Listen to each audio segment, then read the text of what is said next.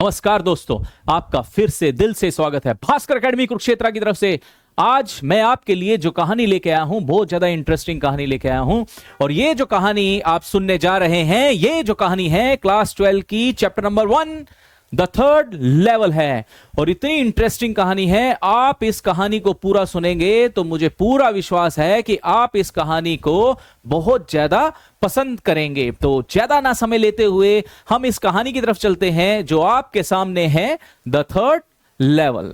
तो सबसे पहले आपको पता है कि उसका जो राइटर है कहानी का, उसके बारे में आपको पहले बताना होता है। तो ध्यान से देखिए, ये जो स्टोरी है, ये जो स्टोरी लिखी है मेरे प्यारे बच्चों, जैक फिनी ने लिखी हुई है, जिनका जन्म 2 अक्टूबर को हुआ था और 14 नवंबर को इनकी डेथ हो गई थी। तो सबसे पहले आपको यह जानना जरूरी है कि जो जैक फिनी है ये कहां से बिलोंग करते थे। ये करते थे अमेरिका से बिलोंग करते थे। प्यारे बच्चों, कहां से करते थे? अमेरिका से बिलोंग करते थे। और याद रखिएगा, he was a famous American author of science fiction and fantasy. तो ये जो जाने जाते थे, ये किस लिए जाने जाते थे? ये साइंस फिक्शन और फैंटेसी के लिए जाने जाते थे। आपको पता है कि हमारा मैक्सिमम जो टाइम स्पेंड होता है प्यारे बच्चों, इमेजिनेशन में हो जाता है, फैंटेसी में होता है, कल्पना में होता है। जैसे आप जब पढ़ने के लिए बैठते हैं तो थोड़ी सी आप पढ़ाई करते हैं और उसके बाद क्या होता है, आप इमेजिन करना शुरू कर देते हैं। किस चीज के बारे में इमेजिन करना शुरू कर देते हैं? जो चीज आपको बहुत ज्यादा अच्छी लगती है, आप उसके बारे में इमेजिन करने लग जाते हैं। तो ये देखिए, जो ये राइटर हैं, he is best known for his imaginative stories that blend real life with elements of science fiction, fantasy and mystery. तो आप इनकी कहानियों में क्या देखेंगे? आप इनकी कहानियों में देखेंगे साइंस फिक्शन को देखेंगे, फैंटेसी को देखेंगे और मिस्ट्री को देखेंगे। तो इसीलिए मैंने आपको बताया प्यारे बच्चों, कहानी बहुत ज्यादा इंटरेस्टिंग होने जा रही है। तो प्लीज कहानी को पूरा देखिएगा। His stories often revolve around time travel, parallel worlds। तो आपको जान के बड़ी हैरानी होगी कि जिस संसार में आप रह रहे हैं वो संसार मॉडर्न वर्ल्ड है, और इस संसार के साथ में भी जिसको आप पैरेलल वर्ल्ड बोला जाता है वो भी है। अब ये चीज आप कैसे जानेंगे? कहानी के अंदर आपको बताते हैं। And only people experiencing extraordinary events. तो आपको पता लगेगा कि किस प्रकार से जो इसका नरेटर है, किस प्रकार से वो पैरेलल वर्ल्ड में जाता है, लेकिन उसको विश्वास नहीं होता। क्योंकि कई बार प्यारे बच्चों ऐसा होता है कि जो हमारा सबकॉन्शियस माइंड है, उस सबकॉन्शियस माइंड के अंदर वो चीजें चल रही होती हैं जो हमें बहुत ज्यादा पसंद होती हैं, लेकिन कुछ ऐसा भी हो जाता है कि हमारा अपने दिमाग के ऊपर, सबकॉन्शियस माइंड के ऊपर कंट्रोल नहीं रहता। तो वही चीज आपको देखने को मिलेगी। He has a unique ability to make readers question what is real and what is imagined. तो मैं आपको विश्वास दिलाता हूं, लास्ट में प्यारे बच्चों, इनकी कहानी पढ़ने के बाद आपको भी ये क्वेरी होगी। क्या क्वेरी होगी? कि रियल क्या है और व्हाट इज इमेजिन्ड, और इमेजिन जो किया गया है वो क्या है। तो ज्यादा समय ना लेते हुए प्यारे बच्चों, हम चलते हैं कहानी की तरफ।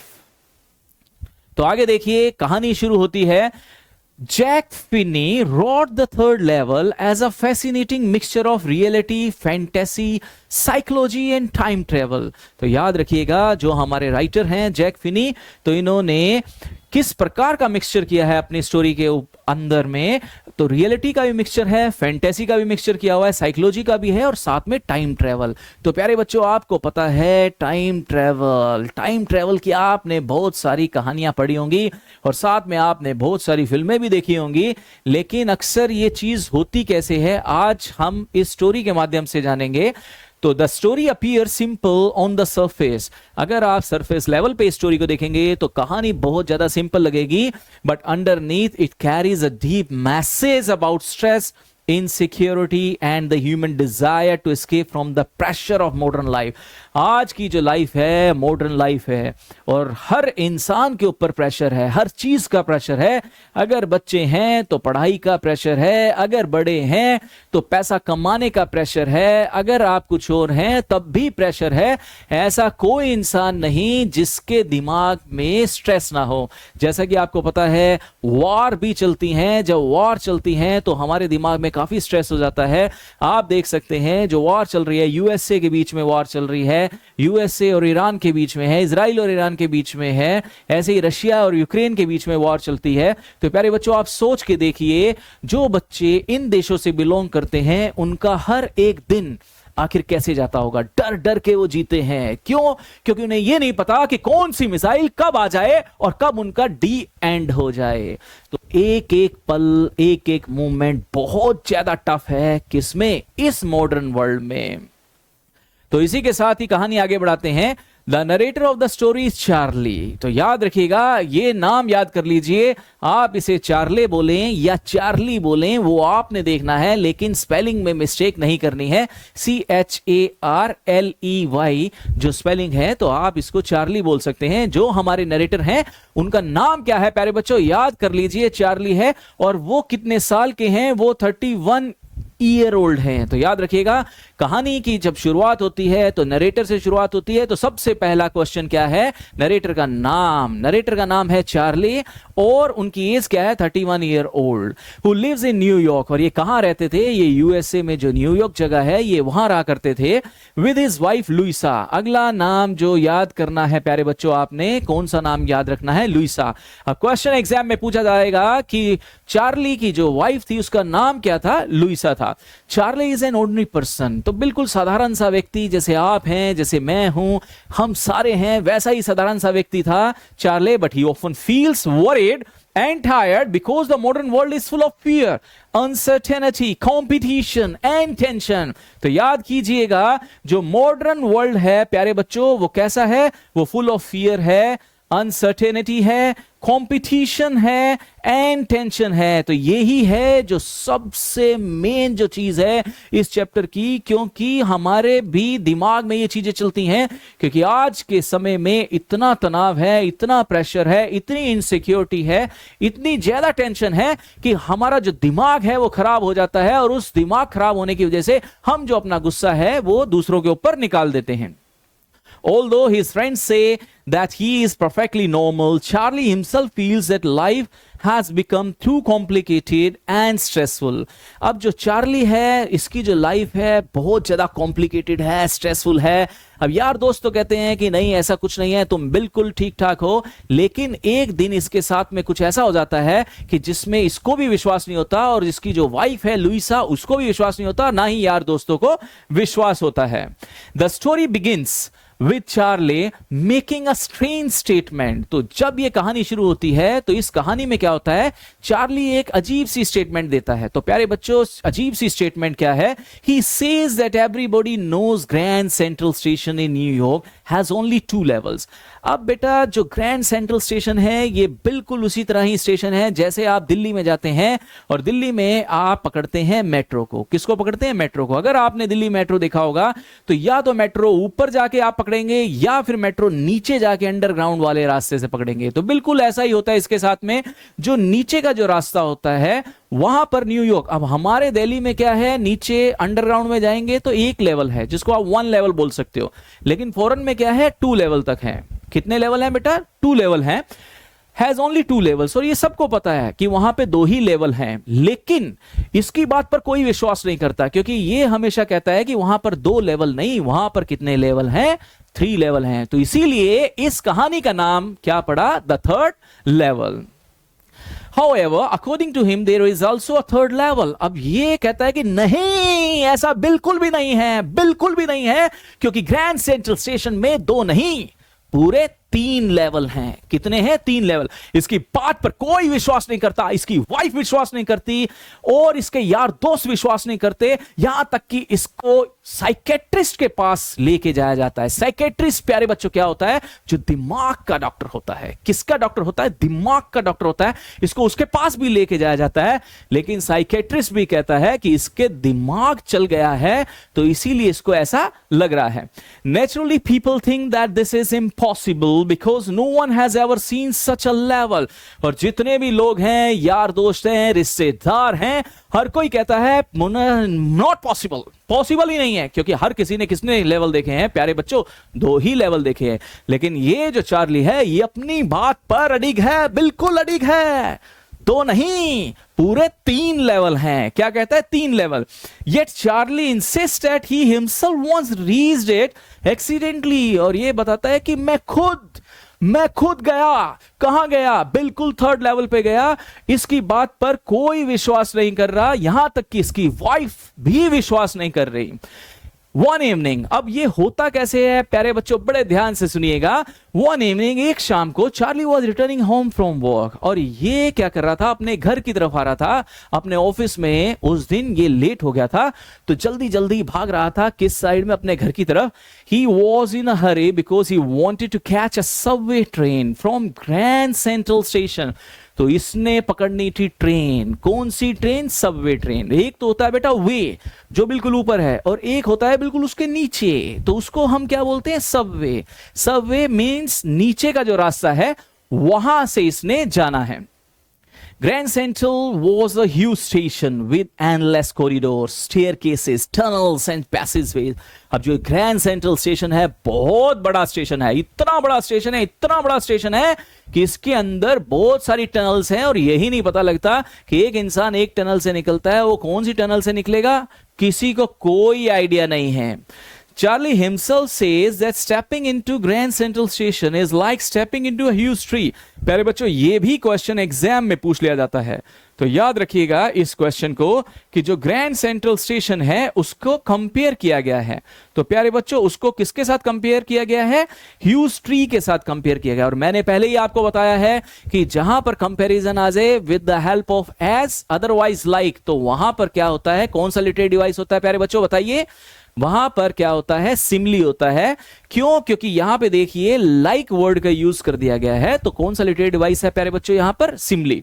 तो उसने कंपेयर किया गया, किसका कंपेयर किया, ग्रैंड सेंट्रल स्टेशन का कंपेयर कर लिया, किसके साथ, एक ट्री के साथ में। इतना बड़ा विशाल ट्री, इतना बड़ा विशाल ट्री जिसकी इतनी सारी ब्रांचेस हैं, बहुत ब्रांचेस हैं, जिसको आप काउंट तक नहीं कर सकते, वही ब्रांचेस के साथ में, वही ट्री के साथ में किसको कंपेयर किया गया, ग्रैंड सेंट्रल स्टेशन को कंपेयर किया गया, जहां पर इतने सारे रास्ते हैं, इतने सारे रास्ते हैं, पता ही नहीं लगता कौन सा रास्ता कहां जाएगा।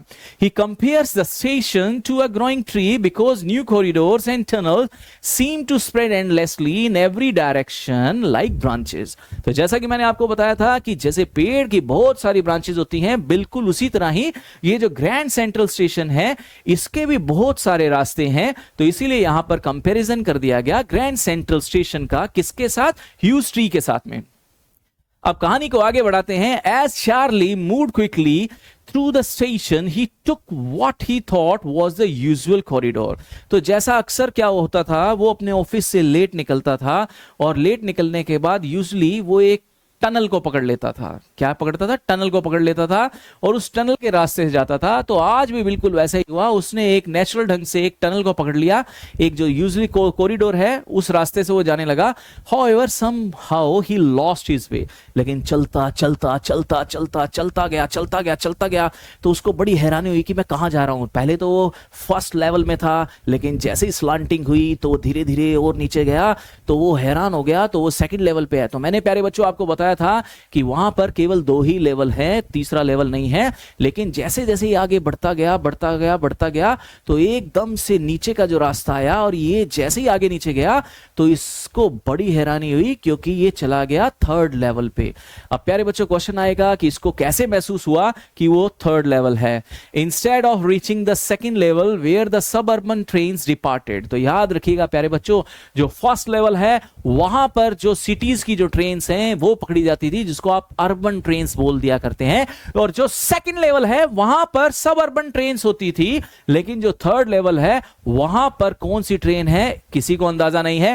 He found himself in a completely unfamiliar place, और जैसे ही वो 3rd लेवल पे गया वो हैरान हो गया, परेशान हो गया, और उसको महसूस ही नहीं हो रहा कि वो आखिर आ कहां गया। वो बिल्कुल देख के हक्का बक्का रह गया, क्योंकि वहां की जो चीजें थी प्यारे बच्चों वो नॉर्मल चीजें नहीं थी, वो बिल्कुल हट के चीजें थी। और वो हट के चीजें क्या थी, at first glance the place look strange and old fashion, क्योंकि उस समय जो वहां के जो लोग थे, जो 3rd लेवल के थे, बिल्कुल ओल्ड फैशन स्टाइल के थे। जैसे कि आप देखिए प्यारे बच्चों, ये जो नजर आ रही है आपको ट्रेन, और ट्रेन के साथ में जो आपको ये लोग नजर आ रहे हैं, ये पुराने ओल्ड फैशन लोग हैं। अब बड़ी हैरानी हुई, क्यों? क्योंकि जो कपड़े पहले डाले जाते थे, आज के टाइम में मॉडर्न वर्ल्ड में वो कपड़े डालते ही नहीं है, लेकिन ये जो कपड़े थे ये ओल्ड फैशन के थे। The room was much smaller than the modern station. आज के टाइम का मॉडर्न स्टेशन से जब उसने कंपेयर किया तो उसने पाया कि जो मॉडर्न स्टेशन के जो रूम थे बहुत बड़े बड़े थे, लेकिन उस समय के जो रूम थे प्यारे बच्चों कैसे थे? छोटे छोटे से थे।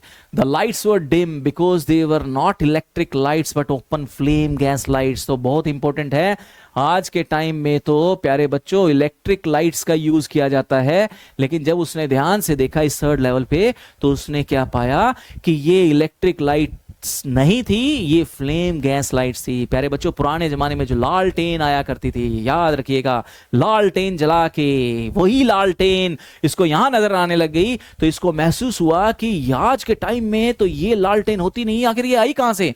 और अलग चीजें क्या थी प्यारे बच्चों? ये जो क्वेश्चन है बहुत ज्यादा इंपॉर्टेंट है, क्योंकि बोर्ड के एग्जाम में पूछ लिया जाएगा कि जो थर्ड लेवल है उसको कैसे लगा कि ये थर्ड लेवल है। तो ये सारी लाइंस बहुत इंपॉर्टेंट है। The brass spoons on the floor looked ancient. और जब ब्रास स्पूटून्स क्या है प्यारे बच्चों? जैसे थूकदान जिसको आप बोलते हो, क्या बोलते हो? स्पिट करने के लिए स्पिटून्स। ऐसे ही जब थूक फेंकते हैं, पान खाया जाता है, पान खाने के बाद जब थूका जाता है, भारत में तो कहीं पे भी थूक दिया जाता है, लेकिन यहां पर ऐसा नहीं है। यहां पर स्पिटून्स बनाए जाते हैं, एक पर्टिकुलर एक जगह बनाई जाती है। अगर आपने कहीं पे भी थूक दिया तो उठा के आपको ले जाएंगे और फाइन भरना पड़ेगा वहां पे। On the floor looked ancient. तो वो भी इसको बिल्कुल पुराने जमाने के लगे, तो इसको एहसास हुआ कि मैं कोई अलग सी जगह पे आ गया हूं। The man war old style suits with tiny labels and derby hats. ये भी इंपॉर्टेंट लाइन है, बहुत ज्यादा इंपॉर्टेंट है। ओल्ड स्टाइल सूट्स डाले हुए थे और डर्बी हैट्स थी, जो आज के टाइम में नहीं होती। और जो इनकी मूछें थी वो भी मस्टैश, जो मूछें थी बड़ी बड़ी मूछें थी। द वीमेन वोर dresses with high button shoes. Important है, इसे भी नोट कीजिए। जो वीमेन थी उन्होंने हाई बटन शूज डाले हुए थे और टाइट ड्रेसेस थी उनकी। और ये जो ड्रेसेस थी ये आज के मॉडर्न वर्ल्ड की जो विमेन है वो नहीं डालती थी, पुराने जमाने की विमेन डालती थी। लॉन्ग स्लीव थी। Everything seem to belong to another century. और ऐसा लग रहा था ये हर चीज एक अनदर सेंचुरी से बिलोंग करती है। और वो अनदर सेंचुरी कौन सी थी? पुराने जमाने के लोग। याद रखिएगा, कौन से जमाने के लोग प्यारे बच्चों? पुराने जमाने के लोग थे। Charlie became even more surprised when he looked at the newspaper. और सबसे ज्यादा सरप्राइज उसको कब हुआ? जब उसने न्यूज़पेपर देखा। और उस न्यूज़पेपर का नाम प्यारे बच्चों याद कर लीजिए, उसका नाम था द वर्ल्ड। न्यूज़पेपर का नाम एग्जाम में पूछ लिया जाता है, तो याद रखिएगा ये जो न्यूज़पेपर है इसका नाम क्या है? The world. अब उसने देखा कि ये जो न्यूज़पेपर है इसके ऊपर जो डेट प्रिंटेड थी प्यारे बच्चों वो थी जून 11, 1894। तो याद रखिएगा कौन सी डेट थी? जून 11, 1894, जो आज की डेट नहीं थी, क्योंकि मॉडर्न टाइम की डेट तो अलग है और इसकी डेट अलग है। अब उसको एकदम से हक्का बक्का हो गया, रियलाइज हुआ कि ये न्यूज़पेपर तो बहुत पुराना न्यूज़पेपर है। आज के टाइम में तो ये न्यूज़पेपर आता ही नहीं, ये बंद हो गया न्यूज़पेपर। तो आखिर ये न्यूज़पेपर यहां कहां से आया? Charlie new immediately that something impossible had happened. He had somehow entered the world of the past. और तब उसे लगा कि मैं किसी पास्ट वाले वर्ल्ड में एंटर कर चुका हूं। तो याद रखिएगा प्यारे बच्चों, ऐसा ही होता है मॉडर्न वर्ल्ड के साथ में। आपके सबकॉन्शियस माइंड में एक दूसरा संसार भी होता है जिसको आप एक पैरेलल वर्ल्ड बोल सकते हैं। कौन सा वर्ल्ड बोल सकते हैं प्यारे बच्चों? Parallel world. अगर आप पैरेलल वर्ल्ड के बारे में जानना है तो आप एक मूवी है, उस मूवी को देखिएगा, आपको पता लग जाएगा, जिसका नाम है राजा साहब। कौन सी मूवी है? राजा साहब। उसमें आपको बताया गया है कैसे दिमाग से खेला जाता है सबकॉन्शियस माइंड में, जिसमें एक व्यक्ति जो कि संजय दत्त था उसने दिमाग कंट्रोल कर रखा था। और उस संजय दत्त को हराने के लिए सबकॉन्शियस माइंड को कंट्रोल करना जरूरी है। यहां पर भी चार्ली के साथ में बिल्कुल ऐसा ही है। रियलिटी में ऐसा कुछ नहीं था, कोई थर्ड लेवल नहीं था, लेकिन उसका जो सबकॉन्शियस माइंड था वो इसको मानने के लिए तैयार नहीं था। क्यों नहीं था? क्योंकि मैंने आपको पहले ही बताया कि आज का जो संसार है प्यारे बच्चों किस चीज से है? फुल ऑफ स्ट्रेस से है, फुल ऑफ एंजाइटी एंजाइटी से है, फुल ऑफ टेंशन से है।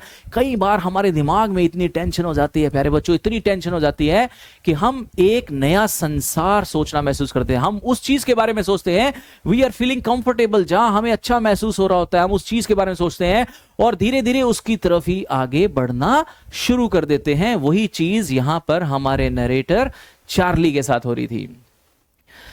He had somehow entered the world of the past. The atmosphere there was peaceful and calm. और उसको लगा कि ये जो एटमॉस्फियर है यहाँ का जो है बिल्कुल काम है, शांत है, कोई लड़ाई नहीं, कोई झगड़ा नहीं, कोई टेंशन नहीं, कोई एंजाइटी नहीं, कोई स्ट्रेस नहीं, किसी प्रकार की कोई चिंता नहीं। There was none of the noise, hurry, tension और fear that filled modern New York. आज के टाइम में आप देखिए हर किसी को टेंशन है, किसी को अपने बच्चे की टेंशन है, किसी को पढ़ाई की टेंशन है, किसी को पैसा कमाने की टेंशन है, किसी को किसी चीज की टेंशन है। ऐसा कोई इंसान नहीं जो ये कह दे कि मुझे टेंशन नहीं है, सबको कोई ना कोई तो टेंशन है ही है। The people looked relaxed and cheerful. तो हम भी कोशिश करते हैं ऐसे संसार में जाने के लिए जहां पर किसी प्रकार की कोई टेंशन ना हो, और वही चीज चार्ली के दिमाग में हैवी हो रही थी, भारी पड़ गई थी।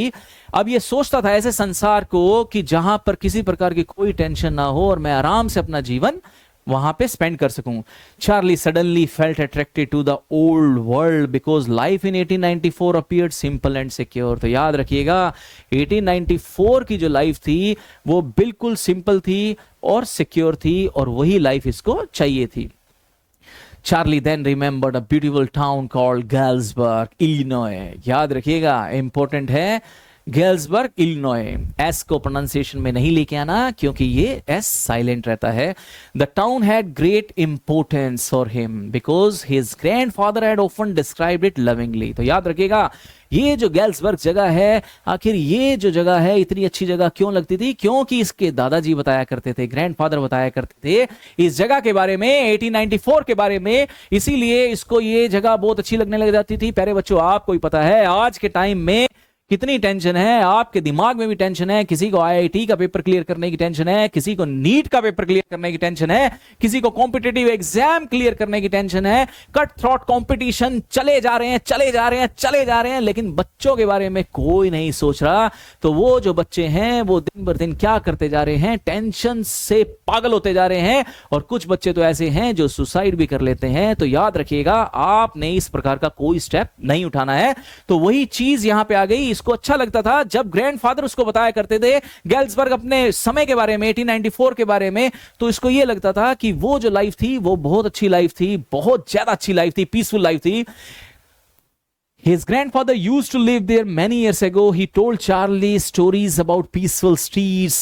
अब याद रखिएगा उस जमाने की जो स्ट्रीट्स थी, पीसफुल स्ट्रीट्स थी, ह्यूज ओल्ड ट्रीज से बड़े बड़े पेड़ हुआ करते थे, फ्रंट पोर्चेज हुआ करते थे, फ्रेंडली पीपल हुआ करते थे, एंड रिलैक्स्ड इवनिंग्स हुआ करती थी। अब सोच के देखिए उस जमाने के जो लोग थे कितने अच्छे लोग थे, आपस में प्यार से रहते थे। आप पूछ के देखिए प्यारे बच्चों अपने दादा से, अपने परदादा से, और उनसे पूछिए कि पहले जमाने में क्या इतनी टेंशन हुआ करती थी, क्या इतनी बीमारियां हुआ करती थी। आज के टाइम में तो जने खने को बीमारियां हुआ है करती हैं, हर किसी को बीमारी है, कोई ना कोई बीमारी चलती जा रही है, और नहीं होगी तो सारी चीजों की टेंशन लेके बीमारी हो जाएगी। लेकिन उस जमाने में ऐसा नहीं होता था। तो इसीलिए हमें भी पुराना जमाना अच्छा लगता है। वही पुराना जमाना किसको अच्छा लगता था प्यारे बच्चों? चार्ली को अच्छा लगता था।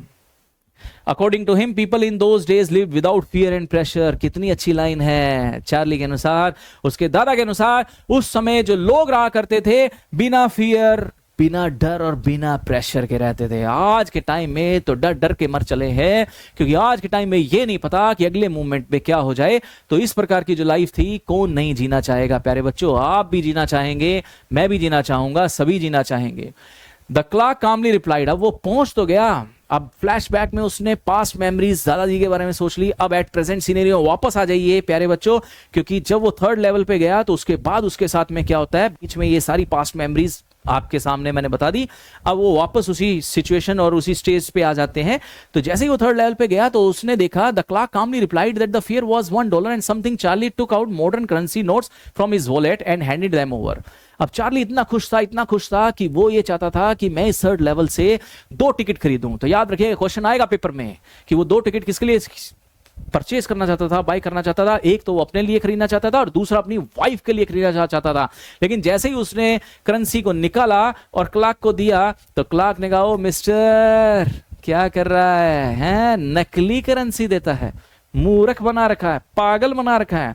तभी उसको लगता है कि ओ हो, जो उसके पास जो करेंसी थी वो मॉडर्न टाइम की करेंसी थी और पहले की करेंसी मॉडर्न करेंसी नहीं थी। तो इसीलिए जो क्लार्क है वो उसको एकदम से डांट मार देता है। But the clerk looked at the money suspiciously. The notes looked strange because they were modern currency, not the old money used in 1894. तो प्यारे बच्चों, पहले जमाने में जो करेंसी यूज किया करते थे हम, वो अलग करेंसी हुआ करती थी और वो साइज में भी बहुत बड़ी होती थी। लेकिन आज के टाइम में जो करेंसी है वो मॉडर्न करेंसी है और वो साइज में छोटी हो गई है। तो इसीलिए क्लार्क ने उसको पकड़ लिया और उसने कहा कि क्यों मिस्टर, धोखा देना चाहते हो? अब मैं पुलिस को बुलाऊंगा और तुम्हें जेल की हवा खिलाऊंगा। तभी चार्ली ने उसको कहा कि नहीं नहीं, ऐसी कोई बात नहीं है, और उसके बाद चार्ली वहां से भाग लिया। The clerk stared at Charlie carefully. Suddenly, Charlie became frightened and he realized that if people discovered that he came from another time period, they might think he was insane or dangerous. और उसको लगा कि अगर इन्हें पता लग गया कि मैं दूसरी दुनिया से आया हूं, दूसरे संसार से आया हूं, तो हो सकता है कि मुझे उठा के जेल में फेंक दिया जाए। लेकिन अगली बार मैं आऊंगा, मैं दोबारा आऊंगा, लेकिन मैं पुरानी करेंसी लेके आऊंगा और उसके बाद टिकट खरीदूंगा। और उसके बाद वो वहां से भाग लिया।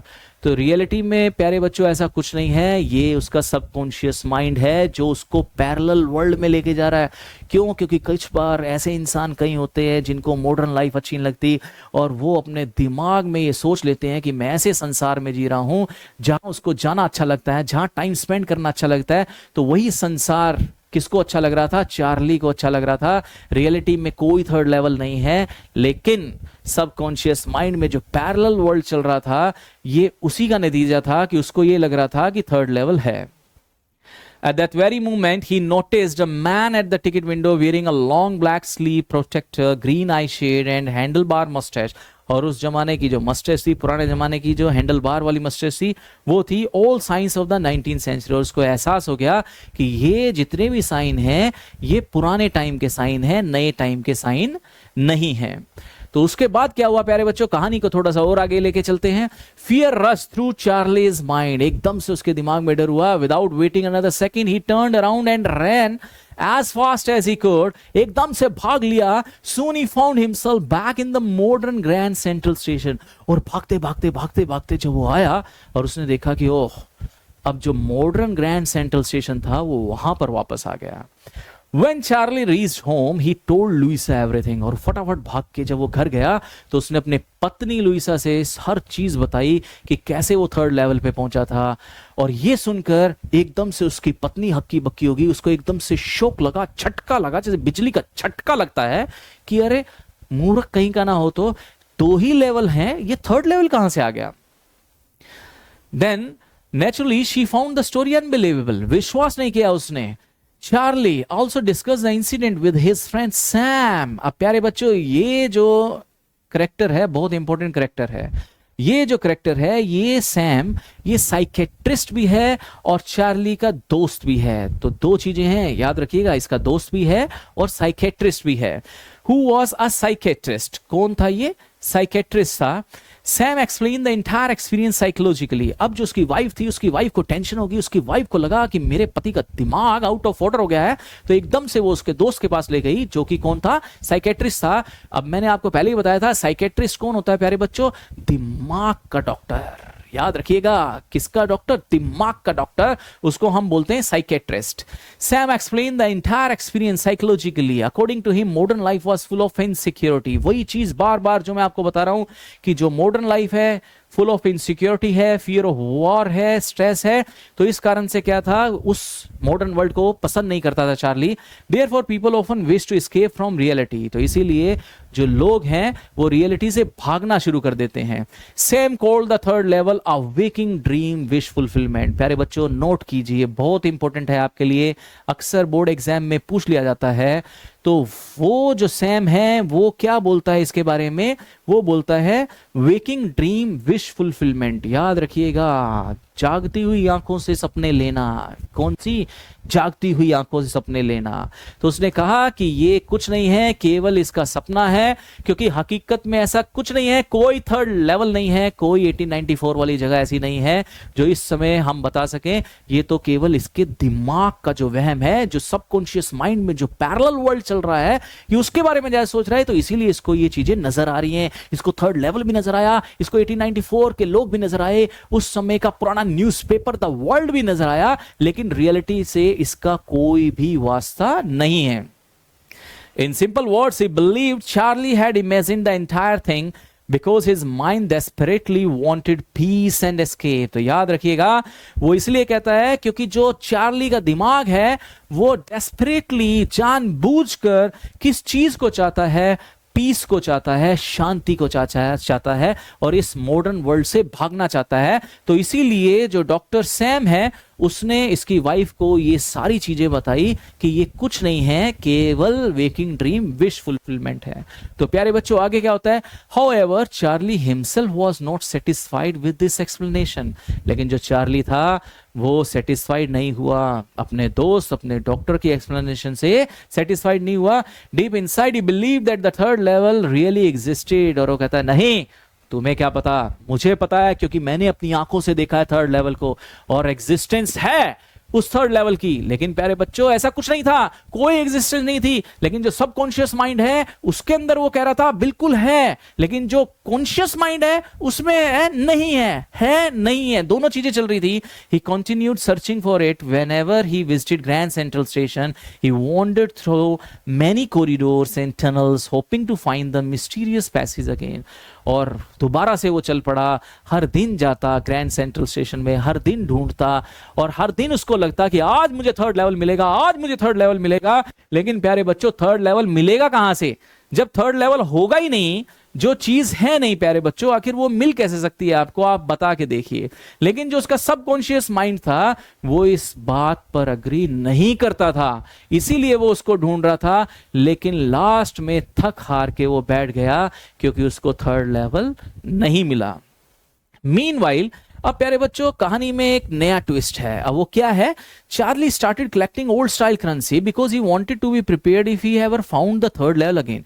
अब उसने क्या किया प्यारे बच्चों? वो बैंक में गया और उसने पुराने जमाने की जो करेंसी थी वो परचेज कर ली। अब आपको पता है प्यारे बच्चों, अगर मैं आज के टाइम में पुराने जमाने की करेंसी खरीदूंगा तो मुझे महंगी मिलेगी या सस्ती मिलेगी? बताओ, आपसे ही क्वेश्चन कर लेते हैं, महंगी मिलेगी या सस्ती मिलेगी? बताइए प्यारे बच्चों, बताओ। अगर मैं आज के टाइम में पुरानी करेंसी खरीदूंगा तो मुझे सस्ती मिलेगी या महंगी मिलेगी? बताओ बेटा, महंगी मिलेगी या सस्ती मिलेगी? जल्दी बताओ, जल्दी बताओ, जोर से बोलो, जोर से बोलो। नहीं, मैं आपसे पूछ रहा हूं, ऑडियंस से तो मैं पूछ ही रहा हूं, आपसे भी पूछ रहा हूं। महंगी, एब्सोल्युटली राइट, महंगी मिलेगी, क्योंकि पुराने जमाने की करेंसी आपने खरीदनी है। अब आप सोच के देखो, अगर इंसान $300 लेके जाएगा तो उसके लिए उसको कितने मिले? $200, ओनली $200।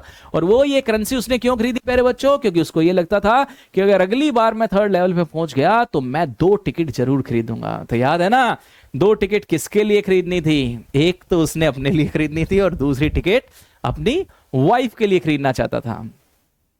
अब उसके बाद प्यारे बच्चों, कहानी में आगे क्या होता है? He visited stamp and coin stores to buy old money from the 19th century. और गया और उसने $300 दिए और बदले में उसको $200 मिल गए। This brings another important detail into the story. Charlie and his wife Louisa collected stamps because Charlie's grandfather had also been a stamp collector. तो याद रखिएगा प्यारे बच्चों, यहां से एक क्वेश्चन आएगा कि जो चार्ली के ग्रैंडफादर थे उनको एक हैबिट थी, और वो हैबिट क्या थी? न्यू स्टैम्प कलेक्टिंग करने की। याद रखिएगा, तो इसीलिए उनको स्टैम्प कलेक्टर्स बोला जाता था। प्यारे बच्चों, ये जो है ये बहुत इंपॉर्टेंट है, इसको ध्यान से देखिए। फर्स्ट डे कवर्स, इसके ऊपर अक्सर क्वेश्चन बोर्ड में पूछ लिया जाता है कि what do you mean by first day covers. तो आपको पता होना चाहिए कि फर्स्ट डे कवर्स का मीनिंग क्या है।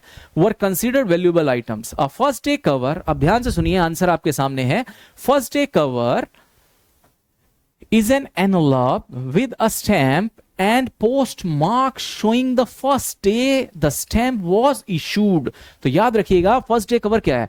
बाई चांस, आसान भाषा में आपको बताता हूं कि अगर मैंने कोई स्टैम्प खरीदनी है, ठीक है, मैंने क्या खरीदनी है, स्टैंप खरीदनी है, तो मैं जाऊंगा पोस्ट ऑफिस, लेकिन पोस्ट ऑफिस वाले मुझे डायरेक्ट वो स्टैंप देंगे तो उसके ऊपर प्यारे बच्चों जो डेट है, डेट वो नहीं आ पाएगी। तो मैं क्या करूंगा, एक एनवलप लूंगा और उस एनवलप के अंदर एक ब्लैंक व्हाइट कलर का पेज उसके अंदर डाल के और उसको स्टिक करके उसके ऊपर अपने घर का एड्रेस लिखूंगा, और उस घर का एड्रेस लिखने के बाद मैं वहां पर उसको छोड़ दूंगा। उसके बाद जब पोस्टमैन जब मेरे घर पर आएगा तो वो क्या करके आएगा, वो उसके ऊपर स्टैंप के ऊपर डेट मार के आएगा, और इस प्रकार से वो जो पहली न्यू जो स्टैंप लॉन्च हुई है मैं उसको डेट के अकॉर्डिंग बाय कर लूंगा और वो मेरे लिए यादगार रह जाएगी। तो इसको हम बोलते हैं प्यारे बच्चों, क्या बोलते हैं, फर्स्ट डे कवर। और ये क्वेश्चन एग्जाम में पूछ लिया जाता है, इसलिए मैंने आपको बताया। तो यही हैबिट चार्ली की थी और यही हैबिट उसके ग्रैंडफादर की भी थी। तो ग्रैंडफादर ने एक पूरा स्टोर हाउस बना रखा था जिसके अंदर बहुत सारे फर्स्ट डे कवर्स थे। क्यों? क्योंकि हैबिचुअल हैं वो। किस चीज के हैबिचुअल हैं? जो पहली जो स्टैंप आएगी डेट वाइज उसको इकट्ठा करने के लिए। तो one day while examining his collection of first day covers, Charlie made a shocking discovery.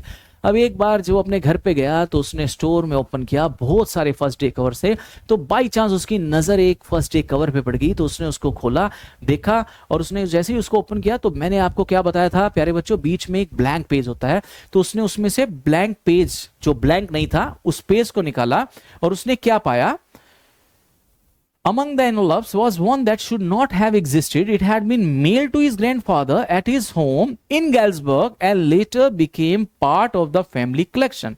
तो जैसे ही उसने देखा कि उसने सोचा कि यार ये जो फर्स्ट डे कवर है किसी ने मेरे ग्रैंडफादर को भेजा हुआ है, तो उसने सोचा कि चलो कोई बात नहीं, जरा मैं देखता हूं कि आखिर इस फर्स्ट डे कवर में है क्या। The envelope contained a letter written by Sam. जैसे ही उसने वो फर्स्ट डे कवर खोला उसकी आंखें फटी की फटी रह गई। क्यों? क्योंकि उसके अंदर एक लेटर थी। कमाल देखो प्यारे बच्चों, यहां पर कहानी में आया ट्विस्ट। अब वो लेटर किसके द्वारा लिखी गई थी? तो ध्यान से देखिए, वो लेटर लिखी गई थी सैम के द्वारा। तो याद है ना सैम? कौन है ये सैम? ये सैम उसका दोस्त साइकेट्रिस्ट जो इसका इलाज कर रहा था। किसका इलाज कर रहा था? चार्ली का इलाज कर रहा था। और ये क्या कहता था कि चार्ली का जो दिमाग है वो खराब हो चुका है, तो इसीलिए वो थर्ड लेवल पे जाना चाहता है जो रियलिटी में नहीं है। अब सैम की लेटर इसके पास आई। अब वो सैम की लेटर में आखिर ऐसा क्या था प्यारे बच्चों? बड़े ध्यान से देखिएगा, स्टोरी में अब मजा आएगा आपको। The same psychiatrist who had earlier dismissed the third level as imagination, the letter was dated July 1894. देखिए डेट लिखी है। Charlie could hardly believe his eyes in the letter. Sam admitted that Charlie had been right all along. अरे कमाल हो गया, doctor जो दिमाग का इलाज कर रहा है लास्ट में उसने लेटर में लिख दिया कि चार्ली तुम ठीक थे, थर्ड लेवल था। Sam wrote that he himself had found the third level. Oh my God, जहां चार्ली जाना चाहता था। कौन जाना चाहता था? चार्ली। वहां चले गए डॉक्टर साहब जो दिमाग का इलाज कर रहे थे, जिनका अपना दिमाग खराब हो गया, और वो खुद पहुंच गए कहां? 1894 में। और उन्होंने कहा कि तुम ठीक थे चार्ली, तुम ठीक थे, थर्ड लेवल था। बताओ, had reached Galesburg, Illinois in 1894। उसने बताया कि मैं यहां पे पहुंच चुका हूं। हक्का बक्का चार्ली रह गया कि देखिए मेरे दिमाग का डॉक्टर मेरा इलाज कर रहा था, खुद पहुंच गया मजे से। कैसे पहुंचा? Sam describe Galesburg as a wonderful peaceful place. और सैम ने उस लेटर में लिखा कि तुम ठीक कहते थे मेरे दोस्त, तुम ठीक कहते थे, जो गैल्सबर्ग है बहुत पीसफुल जगह है। ही रोट अबाउट, अब उसने वहां पे क्या क्या लिखा, बहुत इंपॉर्टेंट है ये सारी लाइंस प्यारे बच्चों, ध्यान से जरा देखिए। बिग ओल्ड फ्रेम हाउसेज, और उसने लिखा कि तुम ठीक कहते थे, यहाँ बहुत बड़े बड़े घर हैं, ह्यूज ट्रीज, बहुत बड़े बड़े पेड़ हैं with branches meeting over quite streets, peaceful evenings, और शांति वाली शामें हैं, फ्रेंडली पीपल, और यहाँ के जो लोग हैं बहुत अच्छे हैं, फ्रेंडली हैं, and a relax lifestyle without fear और टेंशन। और मैं तुम्हें बता दूं चार्ली, यहाँ की जो लाइफ है टेंशन फ्री लाइफ है। कैसी लाइफ है? टेंशन फ्री है। Sam advised Charlie and Louisa to keep searching for the third level because it was worth finding। और उसने कहा कि मेरी बात मानो, तुम और तुम्हारी वाइफ ढूंढते रहो। बताओ, जो डॉक्टर इलाज कर रहा था वही इनको कह रहा है कि तुम इसको ढूंढो, ये वाकई हैं, ऐसा नहीं कि ये नहीं है, ये हैं। The letter completely changed everything. Earlier, Sam had explained the third level as a psychological escape, but now he himself was living in the peaceful world of 1894. यानी कि वो डॉक्टर जिसने इनकार कर दिया था, मना कर दिया था कि थर्ड लेवल जैसी कोई जगह नहीं है, और आज वही डॉक्टर उसको कह रहा है कि है थर्ड लेवल, ढूंढ मेरे दोस्त, ढूंढ इसको, और तू भी यहीं आ जा जहां मैं हूं 1894 में. अब the story ends with mystery and suspense. अब देखो प्यारे बच्चों क्या हुआ. स्टोरी मिस्ट्री और सस्पेंस में खत्म हुई. Readers are left wondering. आज भी आप सोच रहे होंगे कि आखिर ये है क्या, हुआ कैसे. Was the third level really a hidden doorway through time? क्या वाकई हिडन डोरवे है, या फिर was everything only imagination, या फिर सारी इमेजिनेशन है. The author never gives a direct answer, और इसके ऑथर ने डायरेक्ट आंसर नहीं दिया है, लेकिन आंसर बिल्कुल वही है जो मैं बार बार आपको समझा रहा था कि हमारे मॉडर्न वर्ल्ड के साथ में हमारे सबकॉन्शियस माइंड में एक पैरेलल वर्ल्ड आ जाता है. वो ऐसी जगह है जो हमारा दिमाग क्या करता है उसके बारे में ज्यादा सोचने लग जाता है, और जब हमारा दिमाग उसके बारे में ज्यादा सोचने लग जाता है तो हम उसकी तरफ चल पड़ते हैं, और वो हमारे दिमाग के ऊपर कंट्रोल कर लेता है प्यारे बच्चों. तो यही चीज चार्ली के साथ हो रही थी, क्योंकि जो चार्ली का दिमाग था, आखिर सब कॉन्शियस माइंड ने उसके जो कॉन्शियस माइंड को कंट्रोल कर लिया था, क्योंकि वो हमेशा ये सोचता था कि ये जो मॉडर्न वर्ल्ड है वो फुल ऑफ किस चीज का है, स्ट्रेस है, एंजाइटी है, टेंशन है, इनसिक्योरिटी है, अनसर्टेनिटीज है, इतने सारे विचारों में खोया हुआ था. तो यही कारण था. और रियलिटी में प्यारे बच्चों सैम भी कोई और नहीं, सस्पेंस, सैम भी वो खुद ही है. कौन? चार्ली. याद रखिएगा. The third level symbolically represents the human desire to escape from stress and insecurity into a peaceful, simpler world. हमारा जो दिमाग है ना, शांति की तरफ जाना चाहता है.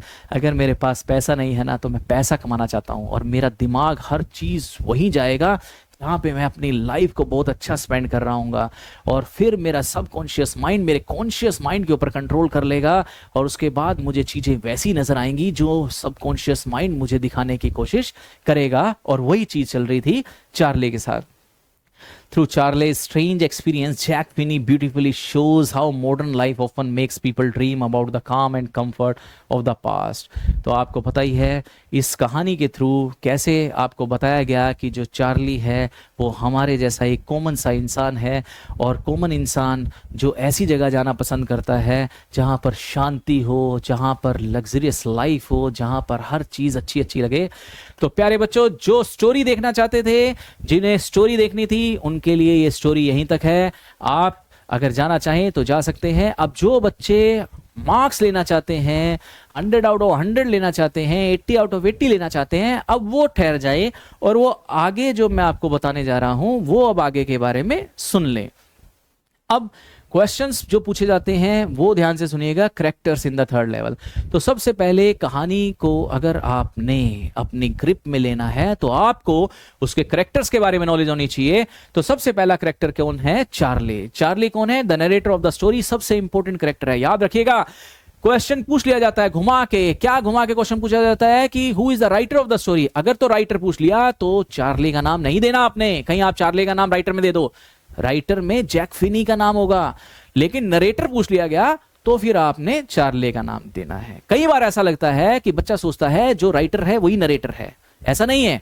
नरेटर का मतलब है जो स्टोरी को नरेट कर रहा है, राइटर का मतलब है जिसने ये स्टोरी को राइट किया है. तो दोनों में फर्क है. तो सबसे पहले जो चार्ली है उसके बारे में आपको थोड़ा सा वैसे तो बता ही दिया, लेकिन फिर भी देख लीजिए.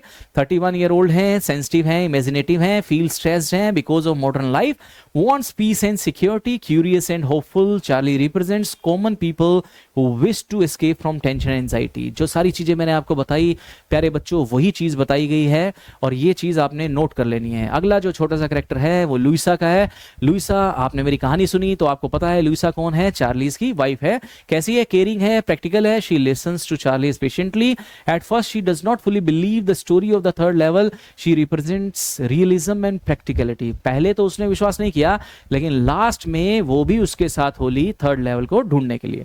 नेक्स्ट कैरेक्टर है सैम. सैम कौन है? सैम वही है जिसको चार्ली यानी कि अपना डॉक्टर मान रहा था, जो साइकेट्रिस्ट थे, उसका दोस्त भी था. लॉजिकल एंड प्रैक्टिकल पर्सन है. Initially explains the third level as imagination.